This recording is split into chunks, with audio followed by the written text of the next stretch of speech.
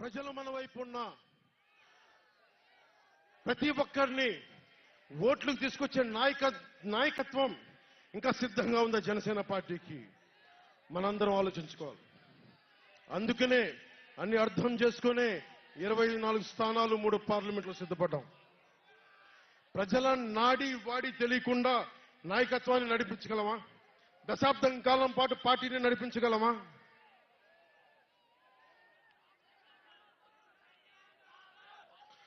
ఏదైనా మాట్లాడితే వ్యక్తిత్వాన్ని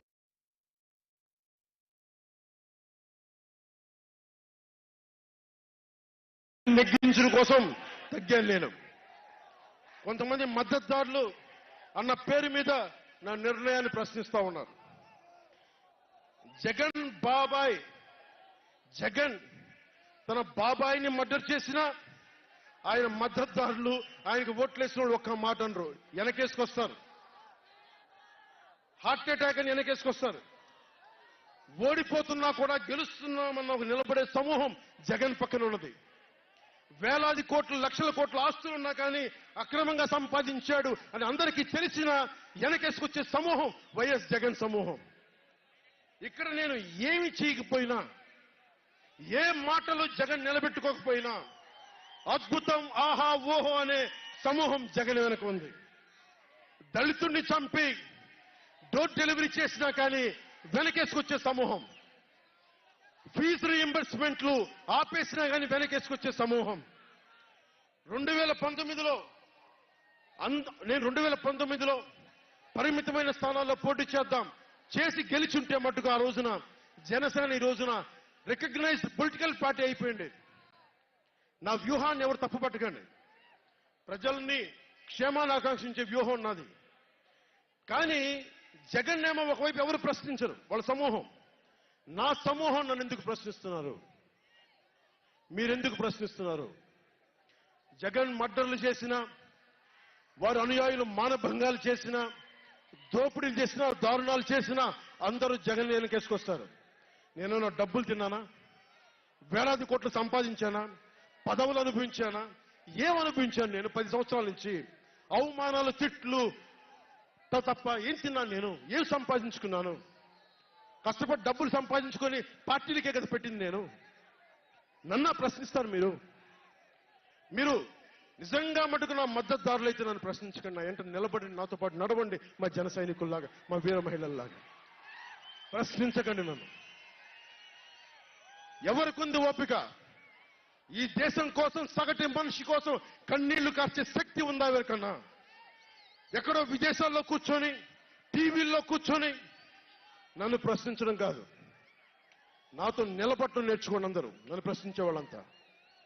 మీరు వెనక నా మద్దతుదారులు అయితే నా వెంట నడవండి, నిలబడండి. నాతో నడిచేవాడే నా వాళ్ళు.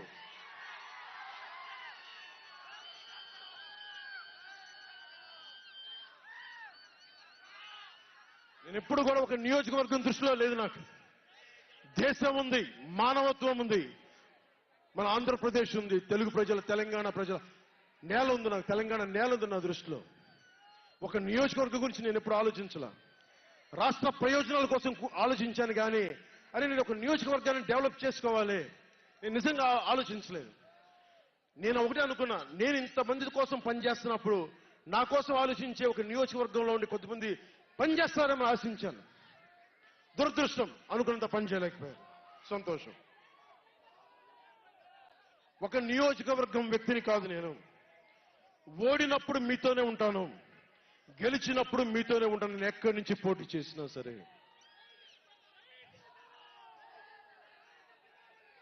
పవన్ కళ్యాణ్తో స్నేహం అంటే చచ్చేదాకా. పవన్ కళ్యాణ్తో శత్రుత్వం అంటే అవతల వాడు చచ్చేదాకా. ఇద్దరు కలిస్తే చూడలేడు, నలుగురు నవ్వుకుంటే చూడలేడు, 10 మంది పచ్చగా ఉంటే భరించలేడు. ఏమంటారు అలాంటి వాడిని? చెల్లిని గోడకు పెట్టి కొట్టేవాడిని ఏమంటారు? తల్లిని చెల్లిని దూరం పెట్టేవాడిని ఏమంటారు? ప్రజల్ని కష్టాలు పెట్టేవాడిని ఏమంటారు? ఓ దాష్టీకుడు, ఒక సైకో అంటాం. జగన్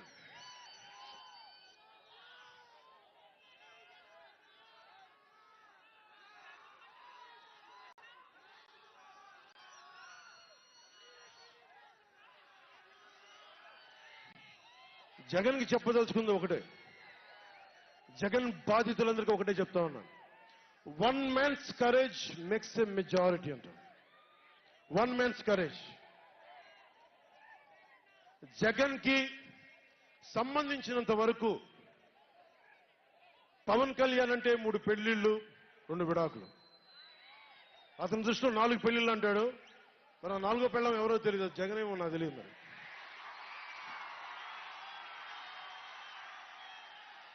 నాకు ఇదే విసుగొస్తుంది. జగన్ లేని 4వ పెళ్ళవుతే నువ్వేరా.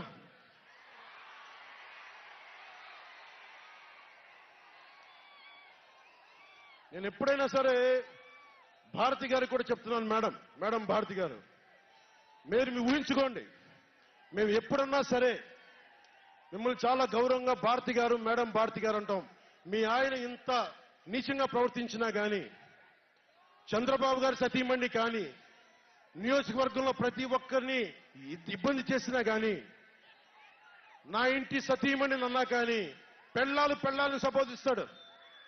ఆ మాట మిమ్మల్ని అంటే ఎలా ఉంటుంది భారతి గారు ఆలోచించండి ఒకసారి. నాకు తెలుగు వచ్చాడు, నేను పెద్ద ఇంగ్లీష్ మీడియం చదువుకున్న వ్యక్తిని కాదు, నాకు చాలా భాష వచ్చు, కానీ సంస్కారంగా ఉండదని మాట్లాడినంతే. జగన్, నీకు సంబంధించినంత వరకు నేను 3 పెళ్లిళ్ళు 2 విడాకులు. పవన్ కళ్యాణ్ అంటే జగన్ చెప్తున్నా విను. పవన్ కళ్యాణ్ అంటే ఆంధ్రప్రదేశ్ ప్రజల భవిష్యత్తు. పవన్ కళ్యాణ్ అంటే ఈ దేశపు యువత కాలంలో. పవన్ కళ్యాణ్ అంటే కన్నీళ్లు తుడిచే చెయ్య. పవన్ కళ్యాణ్ అంటే అర్ధరాత్రి పరిగెత్తుకుంటా వచ్చి ప్రాణాపాయంలో ఉన్న 108 అంబులెన్స్. పవన్ కళ్యాణ్ అంటే ఆడబిడ్డలకి రక్షణగా ఉండి చేతికి కట్టే రాఖీ. పవన్ కళ్యాణ్ అంటే పెద్దోళ్ల భుజం మీద ఉన్న కండువ, గర్వంతో ఎగిరే జాతీయ జెండా పవన్ కళ్యాణ్ అంటే. పవన్ కళ్యాణ్ అంటే నిన్ను నట్టేటను ముంచే తుఫాన్, గుర్తుపెట్టుకో.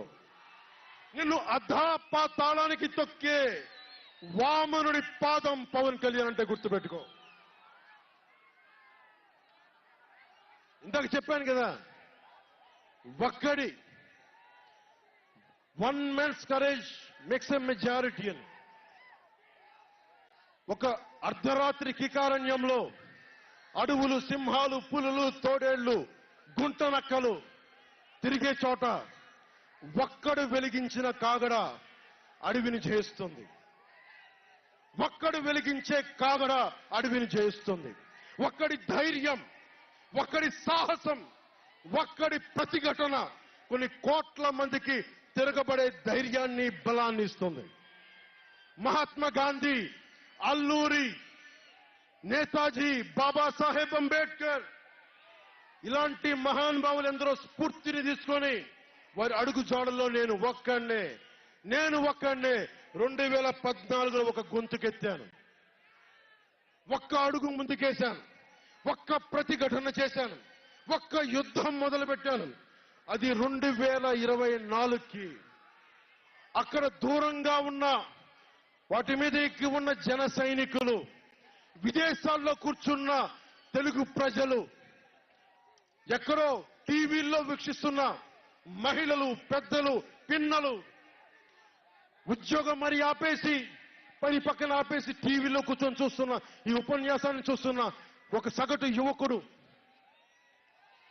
భవిష్యత్తు ఎలా ఉంటుందని చెప్పి బాధపడే సగటు తల్లి, స్టేజ్ మీద కూర్చున్న, అలాగే టీవీల్లో గ్లోబల్ గా మొత్తం చూస్తున్న ప్రతి ఒక్కరూ, అలాగే ఈ వేదిక పైన స్టేజ్ పైన కూర్చున్న ఒక క్లేమోర్ మైన్ ఆయన వస్తున్న జీపుని అలిపిల్లి ఎగిసి 16 అడుగులు ఎత్తున కొడితే కింద పడి మరి చొక్కా దులుపుకొని పదండి రాజకీయం చేద్దామని చెప్పి 4 దశాబ్దాల నుంచి రాజకీయం చేస్తున్న ఒక రాజకీయ దురంధరుడు చొక్కా దులుపుకొని మరి పదని చూద్దాం ఎవడొస్తాడని. అలాంటి రాజకీయ దురంధరుడు రండి రాజకీయాలు చేద్దాం అని అలాంటి వారితోటి ఆయన్ని నమ్ముకున్న ప్రతిష్టాత్మకమైన తెలుగుదేశం పార్టీ, ఆయన వెనక నడుస్తున్న తెలుగు తమ్ముళ్ళు, ఆయన వెనక నడుస్తున్న తెలుగు తమ్ముళ్ళు, తెలుగు మహిళలు, నన్ను నమ్మి నిలిచిన నా జన సైనికులు, నన్ను నమ్మి నా వెంట ఉన్న వీర మహిళలు, నా వెన్నంటే ఉండే నా జనసేన నాయకులు, కత్తి చూసి కథన రంగంలో దూకడానికి సిద్ధంగా ఉండే మన యువత, వీళ్ళందరూ కూడా ఈ రోజున మనం వచ్చింది, మీరందరూ కూడా గత 5 సంవత్సరాలుగా మీ స్థానాల్లో వేదిక పైన కూర్చున్న పెద్దలు కానీ, ఇటు సైడ్ కూర్చున్న నాయకులు కానీ, మీరు కానీ, టీవీలో వీక్షిస్తున్న ప్రతి ఒక్కరూ మీదైన యుద్ధాలు, మినీ యుద్ధాలు వైసీపీ దుష్ట పాలన మీద చేస్తూనే ఉన్నారు.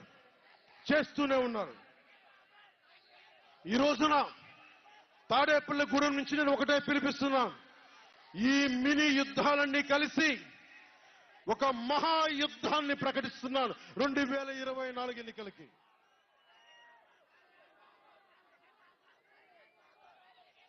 ఒక మహాయుద్ధానికి శంఖారావం పలుకుతున్నాను. ఇది నా దేవదత్తం. ఇది లక్షలు కోట్ల ప్రజల ఆశల కోసం ఈ మహాయుద్ధాన్ని ఆవాహన చేస్తున్నాను. రాష్ట్ర ప్రయోజనాల కోసం ఒక దాష్టీకుడితో పోరాటం చేయడానికి ఒక మహాయుద్ధాన్ని ఆవాహన చేస్తున్నాను. ఈ రోజున నేను శంఖారావం పూరిస్తున్నాను. ఈ రోజున ఈ విధ్వంసకర పాలనని ఆపుదాం. ఈ వైసీపీ విధ్వంసకర పాలనని ఆపుదాం. ముందుకు తీసుకెళ్దాం. వైసీపీ గడిల్ని బద్దలు కొడదాం. మీకు బంగారు భవిష్యత్తుని తెచ్చే బాధ్యత, శాంతి, సుస్థిరత ఇచ్చే బాధ్యత తెలుగుదేశం పార్టీ, జనసేన తీసుకుంటుంది. తెలుగుదేశం పార్టీ వర్ధిల్లాలని కోరుకుంటూ, తెలుగుదేశం విజయం సాధించాలని కోరుకుంటూ, జనసేన వర్ధిల్లాలని కోరుకుంటూ, జనసేన విజయం సాధించాలని కోరుకుంటూ, ప్రధానమంత్రి నరేంద్ర మోదీ గారు మరొక్క మారు ప్రధానమంత్రిగా రావాలని కోరుకుంటూ, భారతీయ జనతా పార్టీ వర్ధిల్లాలని కోరుకుంటూ మేము ముందుకెళ్తున్నాం. మీరందరూ మాతో పాటు కలిసి నడవండి. మీ భవిష్యత్తు కోసం నేను అండగా ఉంటాను. పొత్తు గెలవాలి, జగన్ పోవాలి. జనసేన టీడీపీ పొత్తు గెలవాలి, జగన్ పోవాలి. వైసీపీ నేలమట్టం అవ్వాలి. ఒకటే గుర్తుపెట్టుకోండి, జగన్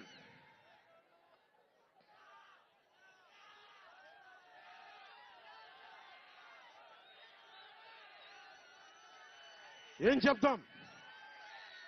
హలో ఏపీ చెప్తామా? Hello AP, hello AP, hello AP.